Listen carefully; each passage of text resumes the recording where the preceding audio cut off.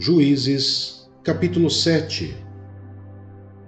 A vitória de Gideão sobre os medianitas.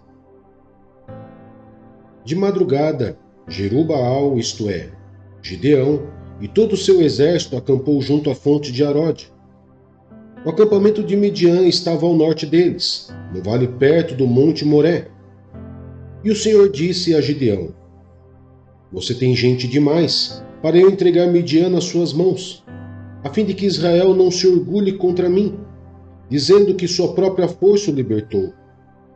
Anuncie, pois, ao povo que todo aquele que estiver tremendo de medo poderá ir embora do monte Gileade. Então, 22.000 homens partiram, e ficaram apenas 10.000.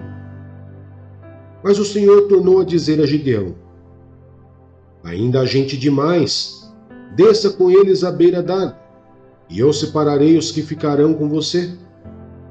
Se eu disser, este irá com você, ele irá. Mas se eu disser, este não irá com você, ele não irá. Assim Gideão levou os homens à beira d'água, e o Senhor lhe disse: Separe os que beberem a água, lambendo-a como faz o cachorro, daqueles que se ajoelharem para beber. O número dos que lamberam a água, levando-a com as mãos à boca, foi de 300 homens. Todos os demais se ajoelharam para beber. O Senhor disse a Gideão: Com os 300 homens que lamberam a água, livrarei vocês e entregarei os midianitas nas suas mãos. Mande para casa todos os outros homens. Gideão mandou os israelitas para suas tendas, mas reteve os 300. E esses ficaram com as provisões e as trombetas dos que partiram. O acampamento de Midian ficava abaixo deles, no vale. Naquela noite o Senhor disse a Gideão: Levante-se e desça ao acampamento, pois vou entregá-lo nas suas mãos. Se você está com medo de atacá-los, desça ao acampamento com seu servo Pura, e ouça o que estiverem dizendo. Depois disso, você terá coragem para atacar. Então ele e o seu servo Pura desceram até os poços avançados do acampamento. Os medianitas, os amalequitas e todos os outros povos que vinham do leste haviam se afastado do vale. Eram numerosos como nuvens de gafanhotos. Assim como não se pôde contar a areia da praia, também não se podia contar os seus camelos. Gideão chegou bem no momento em que um homem estava contando seu sonho a um amigo. Tive um sonho, dizia ele. Um pão de cevada vinha rolando dentro do acampamento midianita e atingiu a tenda com tanta força que ela tombou e se desmontou. Seu amigo respondeu: Não pode ser outra coisa senão a espada de Gideão, filho de Joás, o israelita. Deus entregou os midianitas e todo o acampamento nas mãos dele. Quando Gideão ouviu o sonho e a sua interpretação, adorou a Deus. Voltou para o acampamento de Israel e gritou: Levantem-se, o Senhor entregou o acampamento midianita nas mãos de vocês. Dividiu os 300 homens em 3 companhias e pôs nas mãos de todos eles trombetas e jarros vazios com tochas dentro. E ele lhes disse: Observem-me, façam o que eu fizer. Quando eu chegar à extremidade do acampamento, façam o que eu fizer. Quando eu e todos os que estiverem comigo tocarmos as nossas trombetas ao redor do acampamento, toquem as suas e gritem pelo Senhor e por Gideão. Gideão e os 100 homens que o acompanhavam chegaram aos postos avançados do acampamento, pouco depois da meia-noite, assim que foram trocadas as sentinelas. Então tocaram as suas trombetas e quebraram os jarros que tinham nas mãos. As 3 companhias tocaram as trombetas e despedaçaram os jarros. Empunhando as tochas com a mão esquerda e as trombetas com a direita, gritaram: A espada pelo Senhor e por Gideão. Cada homem mantinha sua posição em torno do acampamento, e todos os midianitas fugiam correndo e gritando. Quando as 300 trombetas soaram, o Senhor fez em todo o acampamento os homens se voltarem uns contra os outros com as suas espadas. Mas muitos fugiram para Bet-sita, na direção de Sererá, até a fronteira de Abel-meolá, perto de Tabate. Os israelitas de Naftali, de Asser e de todo Manassés foram convocados e perseguiram os midianitas. Gideão enviou mensageiros a todos os montes de Efraim, dizendo: desçam para atacar os midianitas e sequem as águas do Jordão, à frente deles até Bet-bara. Foram, pois, convocados todos os homens de Efraim, e eles ocuparam as águas do Jordão até Bet-bara. Eles prenderam 2 líderes midianitas, Oreb e Zeebe. Mataram Oreb na rocha de Oreb, e Zeebe no tanque de prensar uvas de Zeebe. E depois de perseguir os midianitas, trouxeram a cabeça de Oreb e de Zeebe a Gideão, que estava do outro lado do Jordão.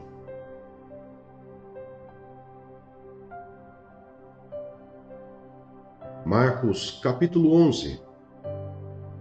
A entrada triunfal. Quando se aproximaram de Jerusalém e chegaram a Betfagé e Betânia, perto do Monte das Oliveiras, Jesus enviou 2 de seus discípulos, dizendo-lhes: vão ao povoado que está diante de vocês. Logo que entrarem, encontrarão um jumentinho amarrado, no qual ninguém jamais montou. Desamarrem-no e tragam-no aqui. Se alguém lhes perguntar: por que vocês estão fazendo isso? Digam-lhe: o Senhor precisa dele e logo o devolverá. Eles foram e encontraram um jumentinho na rua, amarrado a um portão. Enquanto o desamarravam, alguns dos que ali estavam lhes perguntaram: o que vocês estão fazendo, desamarrando este jumentinho? Os discípulos responderam como Jesus lhes tinha dito, e eles os deixaram ir. Trouxeram o jumentinho a Jesus, puseram sobre ele os seus mantos, e Jesus montou. Muitos estenderam seus mantos pelo caminho, outros espalharam ramos que haviam cortado nos campos. Os que iam adiante dele e os que o seguiam gritavam: Hosana, bendito é o que vem, em nome do Senhor. Bendito é o reino vindouro de nosso pai Davi, Hosana nas alturas. Jesus entrou em Jerusalém e dirigiu-se ao templo. Observou tudo à sua volta e, como já era tarde, foi para Betânia com os 12. Jesus purifica o templo. No dia seguinte, quando estavam saindo de Betânia, Jesus teve fome. Vendo à distância uma figueira com folhas, foi ver se encontraria nela algum fruto. Aproximando-se dela, nada encontrou, a não ser folhas, porque não era tempo de figos. Então lhe disse: ninguém mais coma de seu fruto. E os seus discípulos ouviram-no dizer isso. Chegando a Jerusalém, Jesus entrou no templo e ali começou a expulsar os que estavam comprando e vendendo. Derrubou as mesas dos cambistas e as cadeiras dos que vendiam pombas, e não permitia que ninguém carregasse mercadorias pelo templo. E os ensinava, dizendo: não está escrito: a minha casa será chamada casa de oração para todos os povos?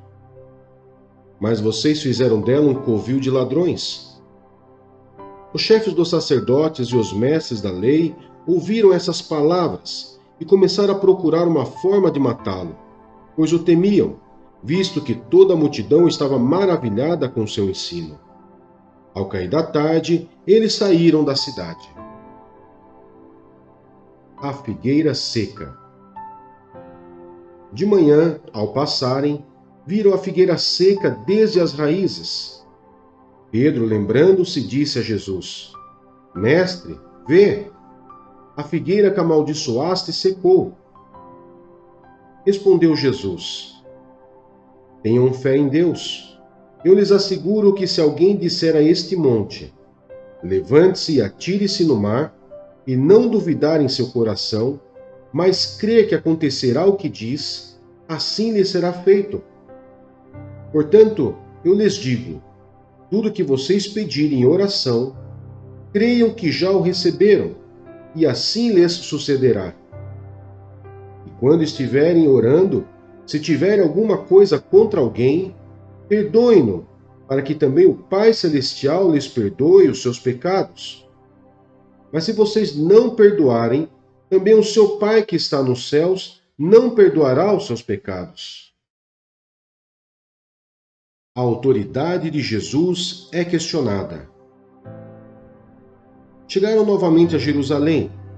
Quando Jesus estava passando pelo templo, aproximaram-se dele os chefes dos sacerdotes, os mestres da lei e os líderes religiosos, e lhe perguntaram: com que autoridade estás fazendo estas coisas? Quem te deu autoridade para fazê-las? Respondeu Jesus: eu lhes farei uma pergunta. Respondam-me, e eu lhes direi com que autoridade estou fazendo essas coisas. O batismo de João era do céu ou dos homens? Digam-me. Eles discutiam entre si, dizendo: se dissermos dos céus, ele perguntará: então por que vocês não creram nele? Mas se dissermos dos homens, eles temiam o povo, pois todos realmente consideravam João um profeta. Eles responderam a Jesus: não sabemos. Disse então Jesus: tampouco lhes direi com que autoridade estou fazendo estas coisas.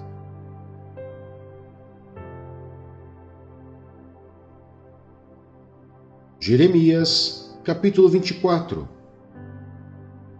2 cestos de figos. E o Senhor mostrou-me 2 cestos de figos postos diante do templo do Senhor. Isso aconteceu depois que Nabucodonosor levou de Jerusalém para o exílio da Babilônia Joaquim, filho de Jeoaquim, rei de Judá, os líderes de Judá e os artesãos e artífices. Um cesto continha figos muito bons, como os que amadurecem no princípio da colheita. Os figos do outro cesto eram ruins e intragáveis. Então o Senhor me perguntou: o que você vê, Jeremias? Eu respondi: figos. Os bons são muito bons, mas os ruins são intragáveis.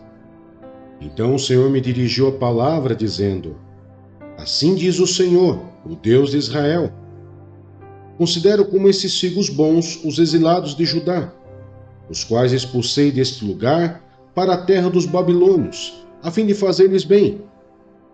Olharei favoravelmente para eles e os trarei de volta a esta terra. Eu os edificarei e não os derrubarei. Eu os plantarei e não os arrancarei. Eu lhes darei um coração capaz de conhecer-me e de saber que eu sou o Senhor. Serão o meu povo e eu serei o seu Deus, pois eles se voltarão para mim de todo o coração. Mas como se faz com os figos ruins e intragáveis, diz o Senhor, assim lidarei com Zedequias, rei de Judá, com os seus líderes e com os sobreviventes de Jerusalém, tanto os que permanecem nesta terra como os que vivem no Egito. Eu os tornarei objeto de terror e de desgraça para todos os reinos da terra. Para onde quer que eu os expulsar, serão uma afronta e servirão de exemplo, ridículo e maldição. Enviarei contra eles a guerra, a fome e a peste, até que sejam eliminados da terra que dei a eles e aos seus antepassados.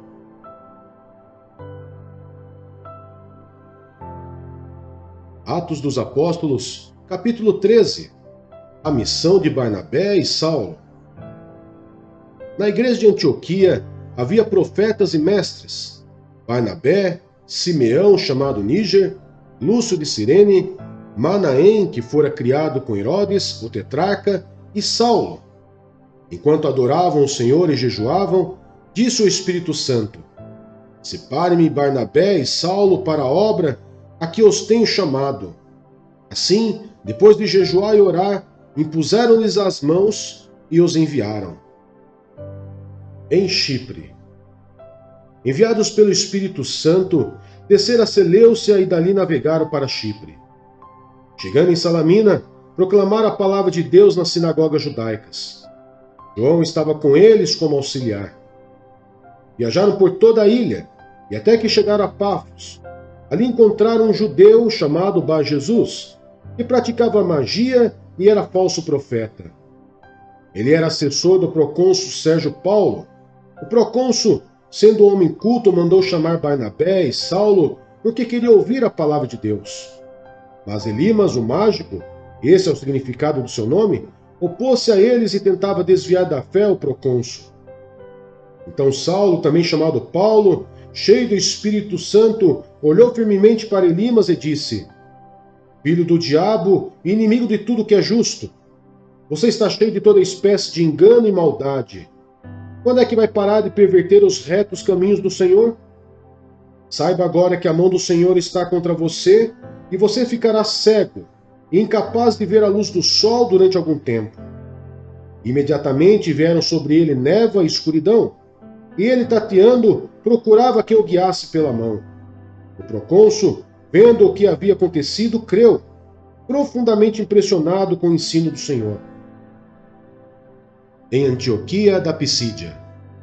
De Pafos, Paulo e seus companheiros navegaram para Perge, na Panfilha. João os deixou ali e voltou para Jerusalém. De Perge prosseguiram até Antioquia da Pisídia. No sábado, entraram na sinagoga e se assentaram. Depois da leitura da lei e dos profetas, os chefes da sinagoga lhes mandaram dizer: Irmãos, se vocês têm uma mensagem de encorajamento para o povo, falem. Pondo-se em pé, Paulo fez o sinal com a mão e disse: Israelitas e gentios tementes a Deus, ouçam-me. O Deus do povo de Israel escolheu nossos antepassados e exaltou o povo durante a sua permanência no Egito. Com grande poder os fez sair daquele país e os aturou no deserto durante cerca de 40 anos. Ele destruiu 7 nações em Canaã e deu a terra delas como herança a seu povo. Tudo isso levou cerca de 450 anos. Depois ele lhes deu juízes até o tempo do profeta Samuel. Então o povo pediu um rei, e Deus lhes deu Saul, filho de Quis, da tribo de Benjamim, que reinou 40 anos. Depois de rejeitar Saul, levantou-lhes Davi como rei, sobre quem testemunhou: Encontrei Davi, filho de Jessé, homem segundo o meu coração. Ele fará tudo o que for da minha vontade. A descendência desse homem, Deus trouxe a Israel o Salvador Jesus, como prometera. Antes da vinda de Jesus, João pregou um batismo de arrependimento para todo o povo de Israel. Quando estava completando sua carreira, João disse: Quem vocês pensam que eu sou? Não sou eu quem vocês pensam, mas eis que vem depois de mim aquele cujas sandálias não sou digno nem de desamarrar. Irmãos, filhos de Abraão e gentios tementes a Deus, a nós foi enviada esta mensagem de salvação. O povo de Jerusalém e seus governantes não reconheceram Jesus, mas ao condená-lo, cumpriram as palavras dos profetas que são lidas todos os sábados. Mesmo não achando motivo legal para uma sentença de morte, pediram a Pilatos que o mandasse executar. Tendo cumprido tudo o que estava escrito a respeito dele, tiraram-no do madeiro e o colocaram no sepulcro. Mas Deus o ressuscitou dos mortos, e por muitos dias foi visto por aqueles que tinham ido com ele da Galiléia para Jerusalém. Eles agora são testemunhas dele para o povo. Nós lhes anunciamos as boas novas. O que Deus prometeu a nossos antepassados, ele cumpriu para nós, seus filhos, ressuscitando Jesus, como está escrito no Salmo 2. Tu és o meu filho, eu hoje te gerei. O fato de que Deus o ressuscitou dos mortos para que nunca entrasse em decomposição é declarado nessas palavras: Eu lhes dou as santas e fiéis bênçãos prometidas a Davi. Assim ele diz noutra passagem: Não permitirás que o teu santo sofra decomposição. Tendo, pois, Davi servido ao propósito de Deus em sua geração, adormeceu, foi sepultado com seus antepassados e seu corpo se decompôs. Mas aquele a quem Deus ressuscitou não sofreu decomposição. Portanto, meus irmãos, quero que saibam que mediante Jesus lhes é proclamado o perdão dos pecados. Por meio dele, todo aquele que crê é justificado de todas as coisas, das quais não podiam ser justificados pela lei de Moisés. Cuide para que não lhes aconteça o que disseram os profetas. Olhem, escarnecedores, admirem-se e pereçam, pois nos dias de vocês farei algo que vocês jamais creriam se alguém lhes contasse. Quando Paulo e Barnabé estavam saindo da sinagoga, o povo os convidou a falar mais a respeito dessas coisas no sábado seguinte. Despedida a congregação, muitos dos judeus e estrangeiros piedosos, convertidos ao judaísmo, seguiram Paulo e Barnabé. Esses conversavam com eles, recomendando-lhes que continuassem na graça de Deus. No sábado seguinte, quase toda a cidade se reuniu para ouvir a palavra do Senhor. Quando os judeus viram a multidão, ficaram cheios de inveja e, blasfemando, contradiziam o que Paulo estava dizendo. Então Paulo e Barnabé lhes responderam corajosamente: era necessário anunciar primeiro a vocês a palavra de Deus, uma vez que a rejeitam e não se julgam dignos da vida eterna. Agora nos voltamos para os gentios, pois assim o Senhor nos ordenou. Eu fiz de você luz para os gentios, para que você leve a salvação até os confins da terra. Ouvindo isso, os gentios alegraram-se e bendisseram a palavra do Senhor. E creram todos os que haviam sido designados para a vida eterna. A palavra do Senhor se espalhava por toda a região, mas os judeus incitaram as mulheres religiosas de elevada posição e os principais da cidade. E provocando perseguição contra Paulo e Barnabé, os expulsaram do seu território. Estes sacudiram o pó dos seus pés em protesto contra eles e foram para Icônio. Os discípulos continuavam cheios de alegria e do Espírito Santo.